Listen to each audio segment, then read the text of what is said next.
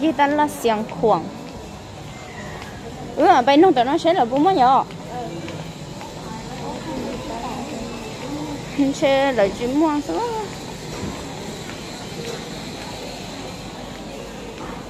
Cái gì mà nông không? Là bao nhiêu này nó sẽ rau cái nhỏ. Cho nó là rau lấy cho một quả súng nó. Khá thế nhỏ.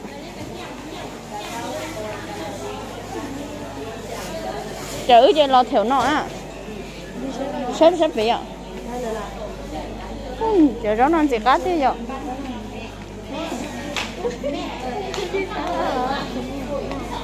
Hả?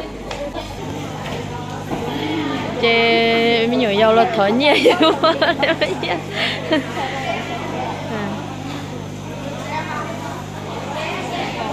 Ủa muốn nhiều rồi nữa. Nó chơi phá. Muốn đi có mà nếu mẹ ấy chứ chị chắc khởi nhỉ. Phải như ta là. Ôi còn gì ta là.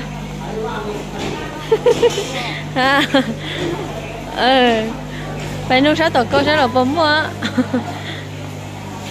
Có ai chị hay lưu đi.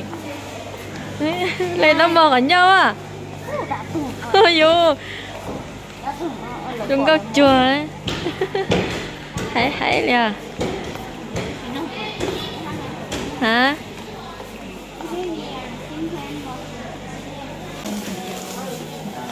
Lo dùng cái khổ này nó thế dùng không nó chê nó ít biết số nó hóa dùng xa về cho hóa gì nữa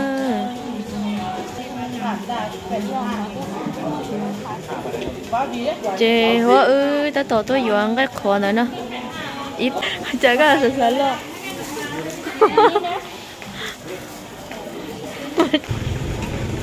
chê hóa trời lo vừa ít thuốc tái nữa nè vừa tái thế ít ra mà đi cho phải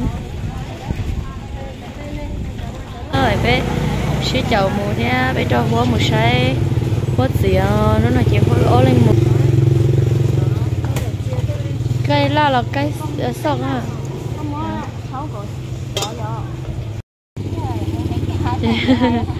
quá trời lo vừa sẽ còn nó thế nữa giờ bé già này để mà tôi rồi